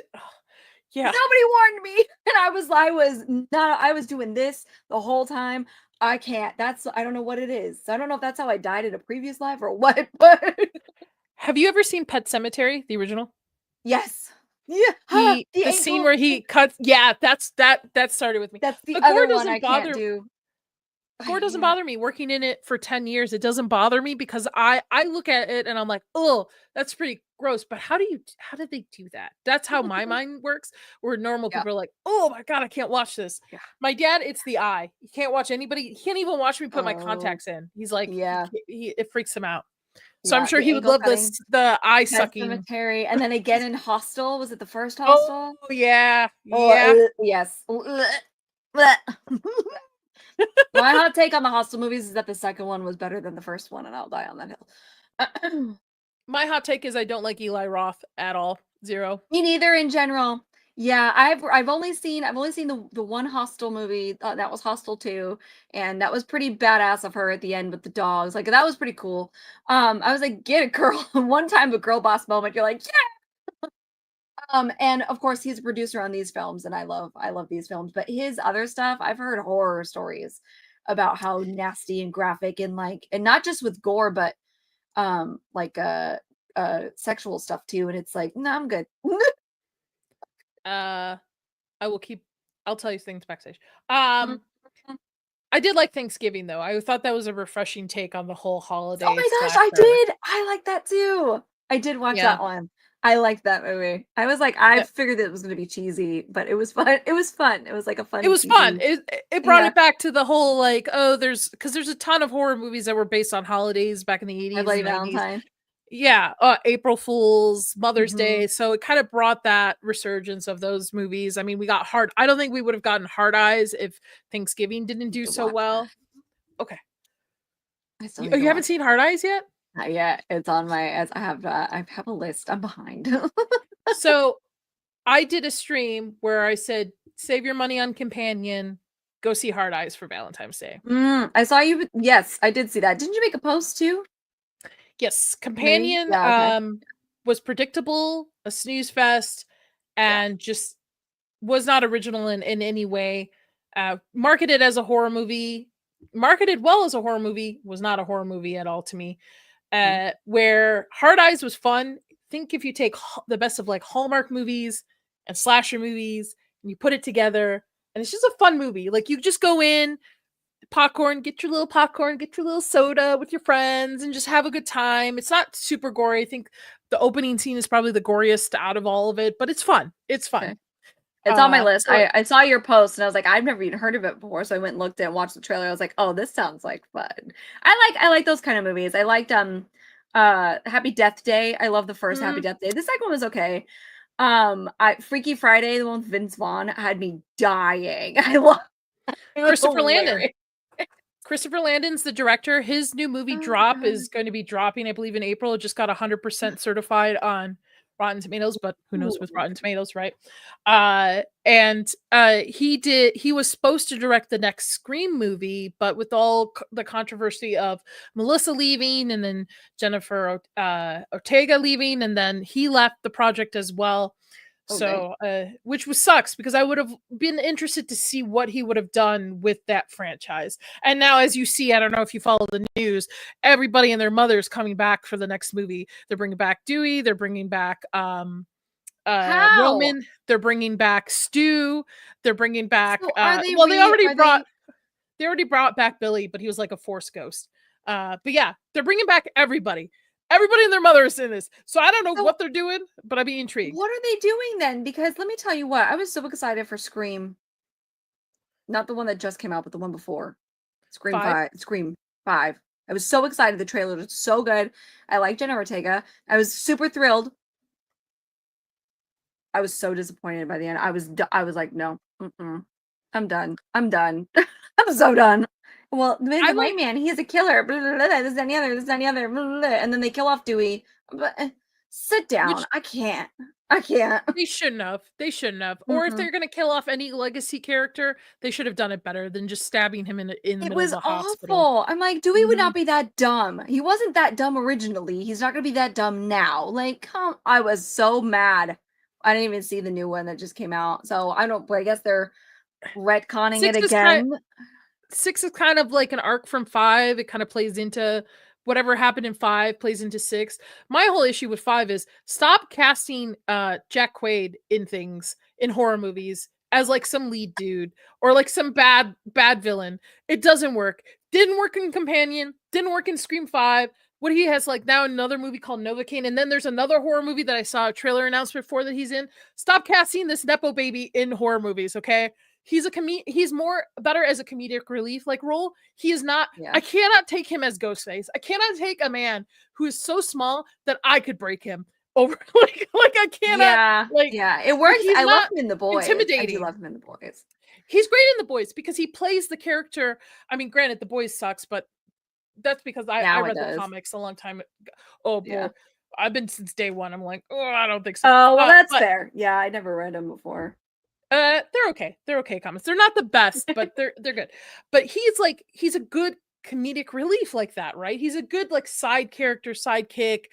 He might be a good leading man in like a drama, but Mhm. it's the same thing. Like I wouldn't take Andrew Garfield intimidating if he was Ghostface. Like they're not intimidating individuals to me by size and just body Yeah. language, but stop And casting having him the in fucking girl. horror movies. They're all Huh? they're all teaming up. They're teaming up. It was the two of them. I'm like, okay, yeah, because the one ghost face totally looked like a girl in her costume, sure. And she Oh, she yeah. rescued Dewey. Okay. Okay. Do you Girl's know a a little fun tinier than me. Oh god. fact about Scream 3 is the studio interviewing with that one, and Scream 3 is not as gory as the first two because at the time Columbine had just happened months Oh yes. prior. So the studio was like, we need to kind of tone it down with the gore and the horror. So that's why that one is not as like gory with the kills and Is that such. the one? Is Scream 3 the Mm. one where they're making a movie? Yes, that's Yeah, with Roman, that one made me who's laugh. coming It's like, back. yeah, that one's more of like a, in my opinion, I like not, it wasn't as popular, but I think it has its own charm just because it's kind of a satire of itself before the scary movie franchise came out. I like that movie. It's not I my just favorite, saw but the first 3 scary movies for the first time like a month or two back, yeah, and they're they're pretty funny, funny. but I don't think they Oh, hold but up. So it's going to be no, interesting to see what number 9 or something is going. Did you see the movie Zombie 2? There's a scene where a woman's eyes get impaled with a sliver of ooh. wood. Oh yeah, Ooh. and Jennifer Love Hewitt is coming back for another I Know What You Did Last Summer movie. So is Sarah Michelle Gellar, She's also who's coming back from Buffy. who is wasted in Dexter Original Sin. Is she in Dexter Original Sin? Yep. Oh, She is wasted there. And well, I am not for this Buffy revival thing kind of thing. My thing is like they're doing the same thing with the X-Files. If you want to add to this IP, do a story that's set in that world with different characters, but don't go, mhm. okay, we're just going to continue these legacy characters. Yeah. Set characters in the world and then have legacy characters as like guest appearances or spotlights kind of deal. The best show Buffy that did that was Angel. Yeah. I loved Angel. I did too. That's what But- should have been continued. That Love that movie that we were promised. Oh the yeah. Well, we got it in comic form, just like Firefly, but still I don't like Firefly. not the same. Oh yeah. Oh, you've never seen this. Hold on. I got it for you. I got this one. And I also have this one. Is that Moffat? No, that is what's Nathan his Fillion? fucking face? Oh, it is Nathan Fillion. I despise Nathan Fillion. I got this one too. Oh, that's so funny. Oh I- my god. I get red flags left and right from Nathan Fillion. Just That my is spider senses are hilarious. tingling. Something's Yay. just not right. I'm not judging. I'm not Something's judging. just not right. Tuggs is going to rage quit this stream. No, I listen. It's not for everybody. I love Firefly. Not I for loved me. Angel. I like Angel actually. You want a hot take? I liked Angel better than Buffy. I did too. That's my hot take.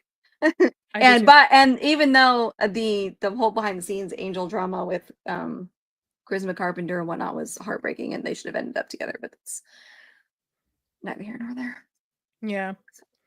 I'll have to pick up the comics. I always pick up, like, I have Penny Yeah, Dreadful comics and stuff. So they finished because I don't remember. Fox probably was like, "No, we're not making this movie get wrecked." We did that with Serenity, even though Serenity was a big hit, but it is what it is. And so they ended up. Joss, I think, worked on the comic side of it too. Like he helped, and so they finished the story there on that side of things. But Buffy had a very solid ending. Sunnydale is gone. The Hellmouth is gone. So and they literally released 200 something Slayers into the world when they opened the portal or whatever. Yeah. So it's like, pick one of those. Yes. Although I don't know what she's doing because Sunnydale, the Hellmouth is closed. But okay, pick one of those. Why are we following Buffy around? She's geriatric. The rumor is that it's supposed to be Willow's daughter, but the last time I checked, Willow was a lesbian. So I don't know how that works out. Yeah, Willow was I mean, yeah, unless they adopted, I guess, afterwards. I thought, I keep forgetting, I don't know why I keep thinking Willow died. She didn't. Tara did, but Willow was, anyway. Somebody corrected me, was like, no, Willow lived. So maybe she adopted.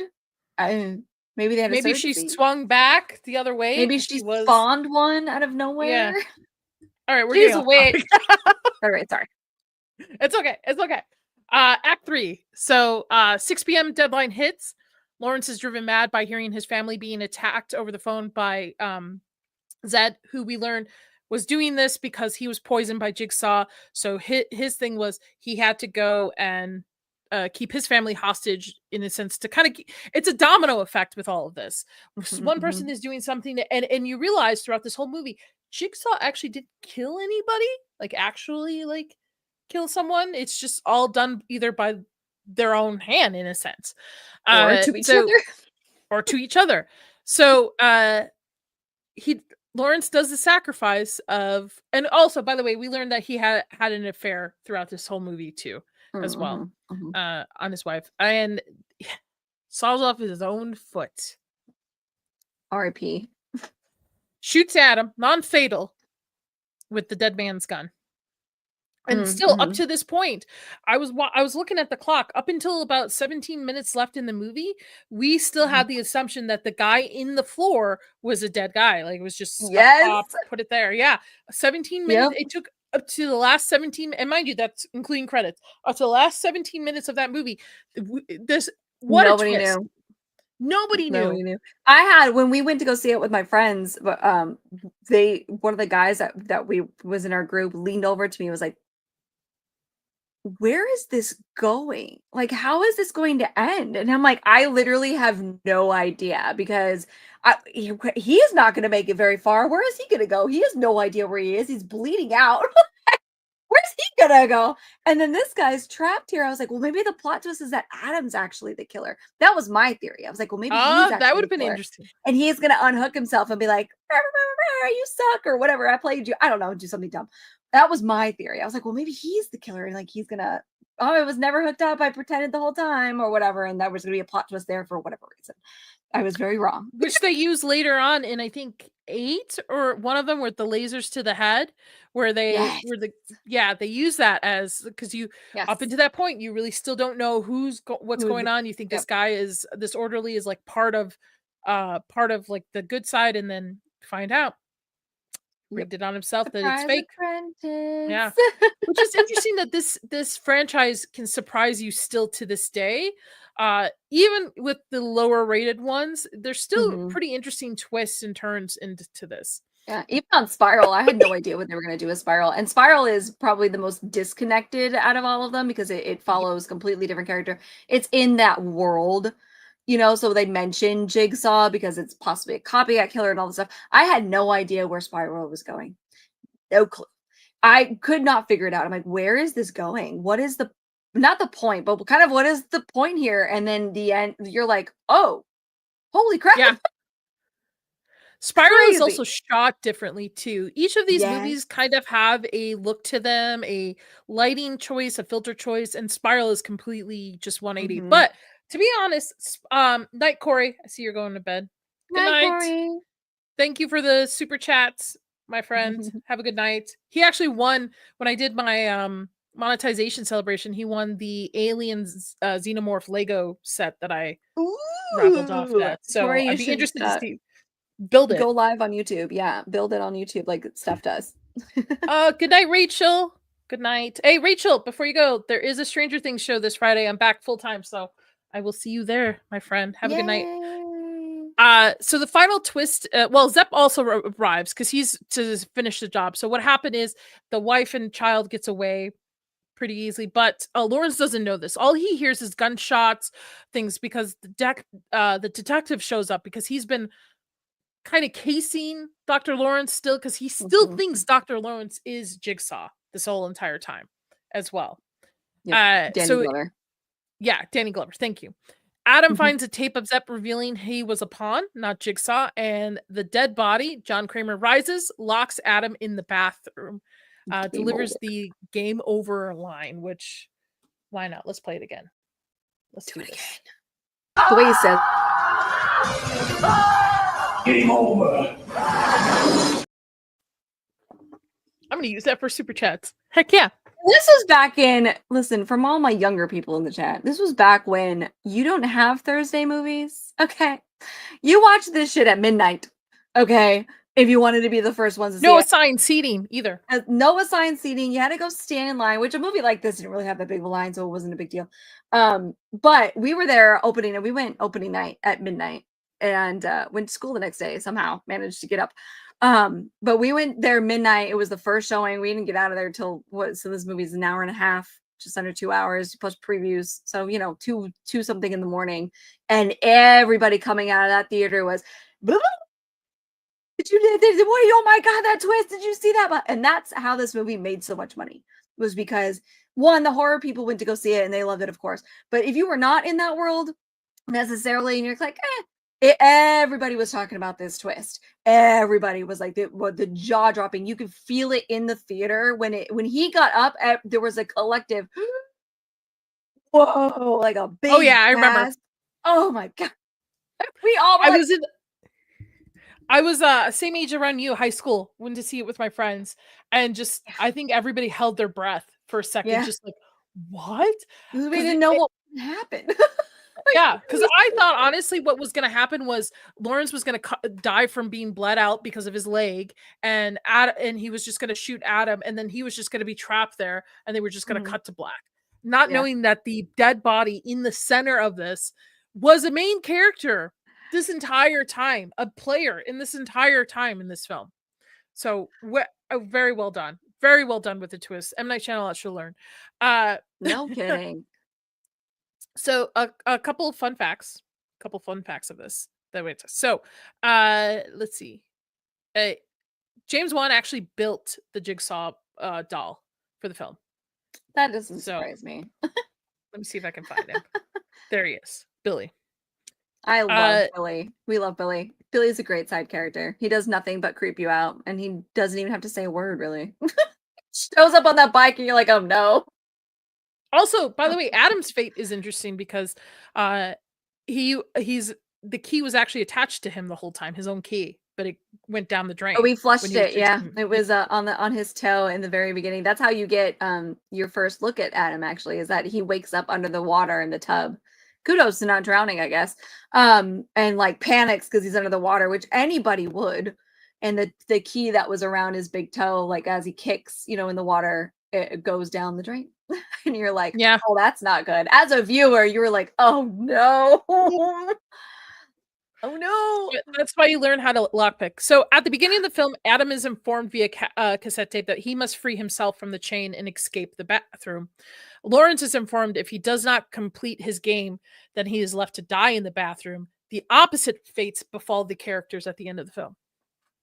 Oh, yeah. I didn't put that together. Yeah. See, God, I love these movies. When Dr. Gordon was sawing off his foot, which by the way, this movie is gory, but it's not super gory. So I think that's why it plays with a lot. It's viewable for a lot of people, especially if you don't like like if you're not a Terrifier fan, right? If you don't like the extreme gore, this just has just enough added into it. But I think it's more of a thriller, similar to like Seven. To me, that's where I would put the first movie in. So when he's sawing off his foot, Adam is heard screaming and crying in the background. His screaming and crying is the same one used in the final scene during the final climax. The audio was just edited and relooped. Oh, interesting. Yeah. Yeah. If you do it right the first time, just reuse it. Why not? I mean, it saves on the editing and shooting scenes and stuff. So the only dummy used in the film, like I said earlier, was the burned corpse of Mark, because we see I would say two and a half other characters kind of being put in traps in this. The man who burns to death. All other corpses again are played by actors. Adam actually, the actor Lee, performed his own stunt underwater during the opening scene in the bathtub. He actually stayed underwater by having a crew member stand on his chest. Oh wow, that's terrifying. And that is like super terrifying. That's very terrifying. I don't know that I would be that method. So kudos to that guy. Yeah. Holy cow. In contrast to majority of horror films, all victims who die in this film are men. Oh, that's fair. Yeah, we don't get our first females until the second one. Yeah. Yeah, because Amanda survives. Yeah. Damn it, Amanda. The short prequel film Saw Rebirth explains that John Kramer selected his previous victims, Paul, Mark, and Amanda, from his time in the hospital. So there is a short film that came out prior to it. So digital comic book. Yep. Yeah. So that is Saw. What would you rate 20 years later? 20 years later, it's a solid 10 out of 10 for me. 10 out of 10. Interesting. Okay. I love this movie. I in my opinion, there's no flaws, in my personal opinion. You know, it's filmed great. The twist, obviously, and still even to this day when I watch it, I'm like, I know what's gonna happen. And it's still he gets up and you just feel that like, oh yeah, it has great rewatch value. It hits you. You're like, holy crap. It's just so good. It's just so good. And for me personally, I like the rest of them too. They all get me, but this one really, it takes the cake. This is what started it all. So it's so good. Fact. Billy is Walter the puppet's nephew, twice removed. Oh no. Not Walter.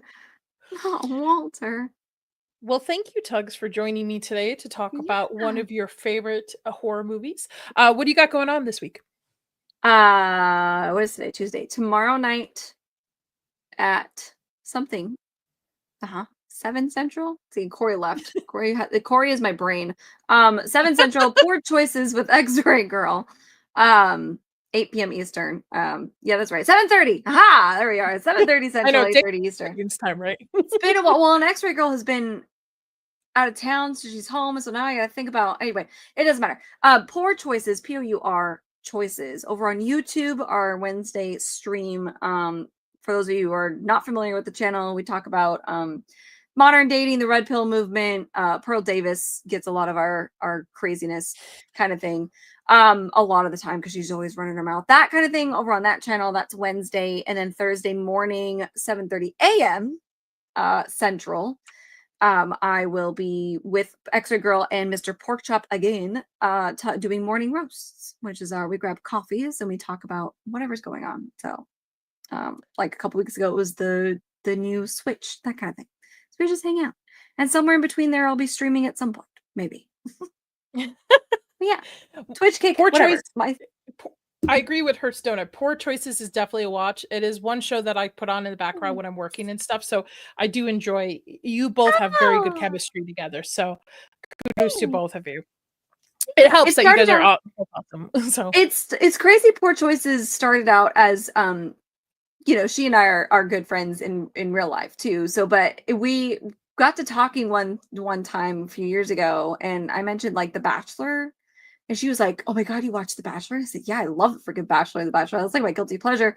And that led to poor choices because we wanted to, because in the geeks and gamer space, especially, there's nothing like that. There's no girly stuff, really. It's all gaming and pop culture and how much we hate Disney, and it gets repetitive and we were bored. So I was like, we should do our own YouTube channel and talk about the girly things. And that's how the channel started. And then now it's spiraled and, well, not spiraled, but it's grown into something the complete opposite. Now we talk dating and double standards and feminism and the impact and like all this stuff. Like we've had some seriously crazy conversations on that channel. It's ranged from talking about reality dating shows to actual dating and what the feminist movement has done and things like that. It's really evolved. It's insane how big it's gotten. So I love that channel. I'm very proud of it.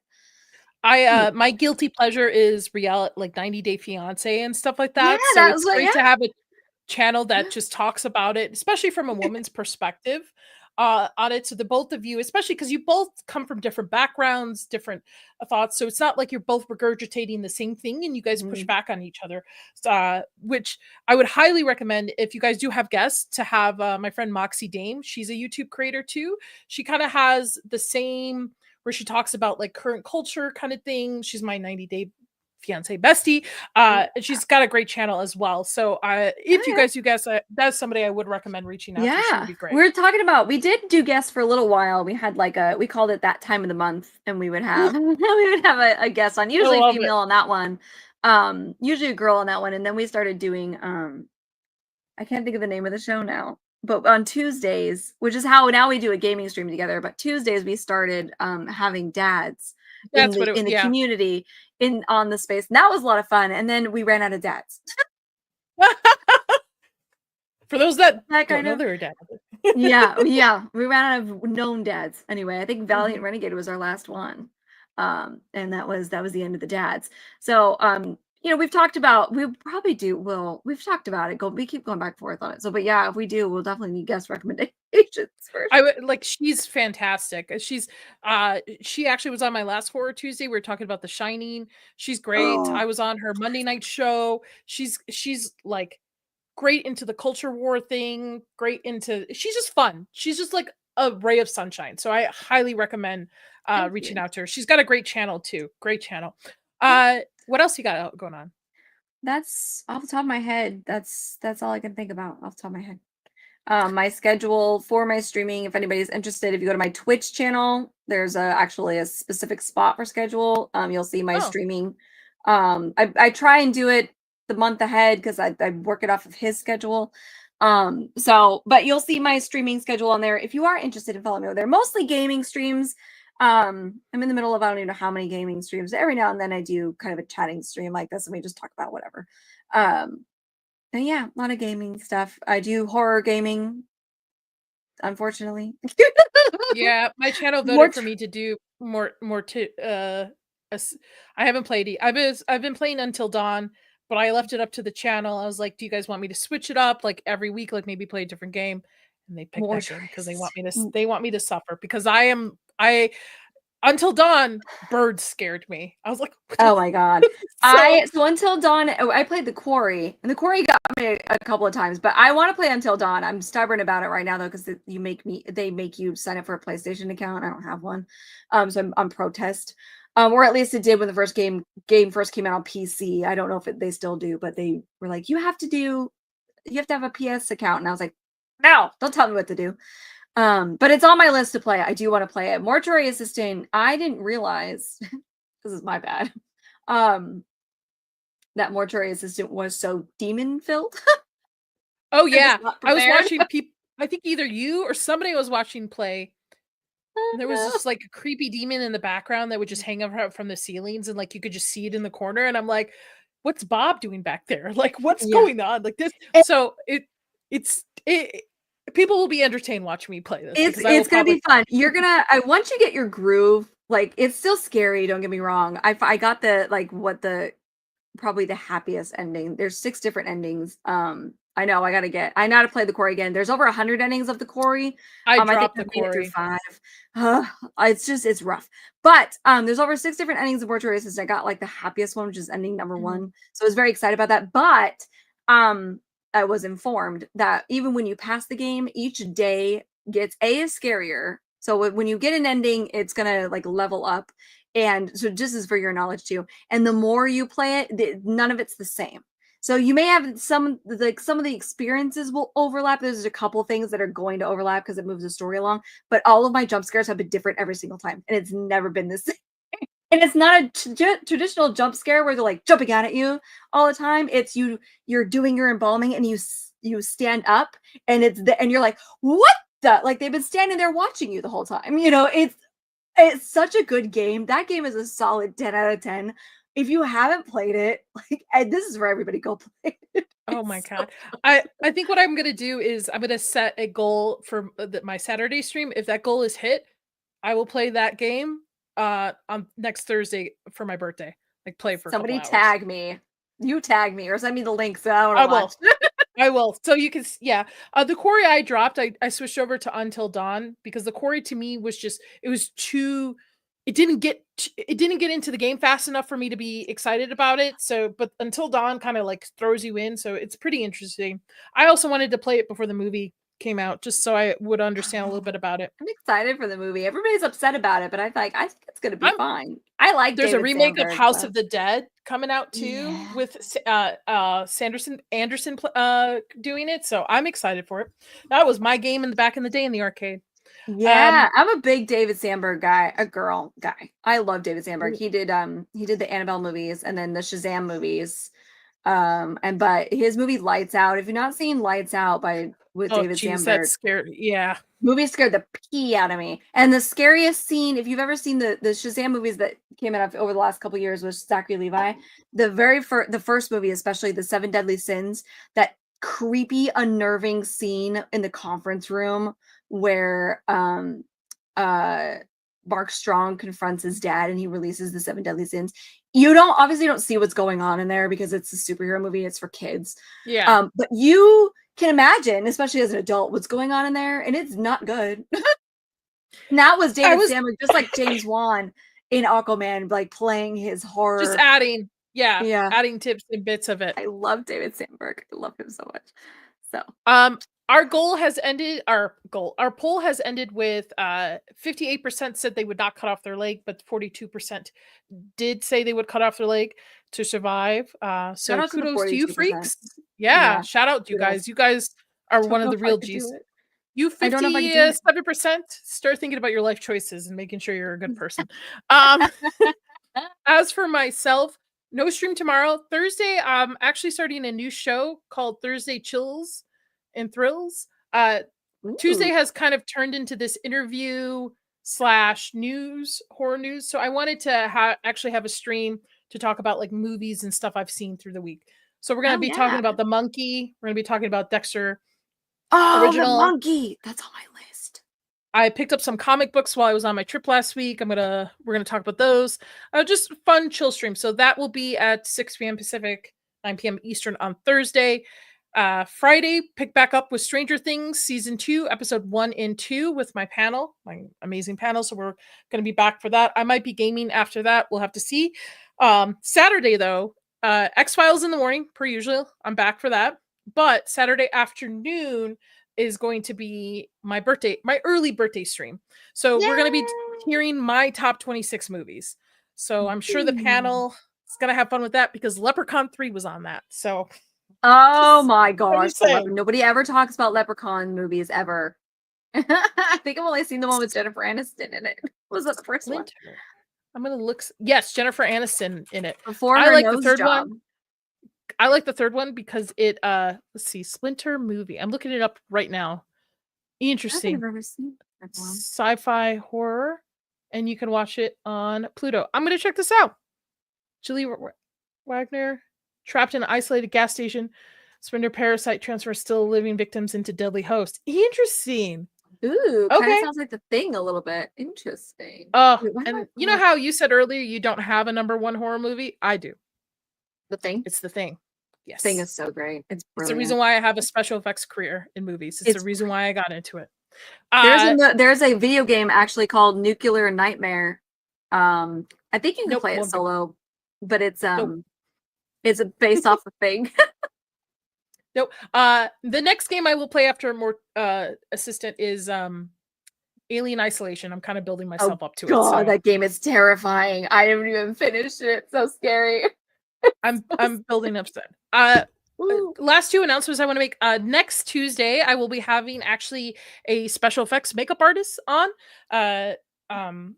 John Sawyer, who actually worked on Salem's Lot, Rebel Moon. What else has he done? He's done a ton of stuff. I actually knew him back in the day, so he agreed to come on. So that's going to be awesome. We're going to talk about his favorite horror movie and just his career and just talk about kind of fun stuff. And birthday stream, we'll figure that out. But I kind of want to announce this now because it kind of locked in. The 27th, I'll be having director Joe Lamb on, who just did his first feature film, The Fetus, which is out now. So that with Bill Moseley and Lauren, I can't remember her last name, but she's from she's the lead in Terrifier as well. So I locked him in. So we'll be discussing The Fetus and check it and what he likes in horror. So a lot of good things coming towards the end of this month. Tuggs, thank you so much for joining me to talk about Saw. I loved it. I loved having to rewatch it. It was enjoyable. I love your company. So you are always welcome back to talk horror. Well, thank you. Sorry we went off the rails so much. I feel like I hijacked a little bit on my rants. I'm so sorry. No, you're fine. I had fun. I love Saw. I love talking about Saw because nobody ever sees it for, which is fine, but nobody ever sees it for the underlying message. And I'm like, the message is the important part here, people. Forget the gore. Everybody in the chat, you guys are going to be redirected actually to Pop Culture stream. Josh is over there talking about his top 5 comics for the month. So go ahead and give them some love. Sorry about that. And until next time, y'all, as I always say, stay spooky.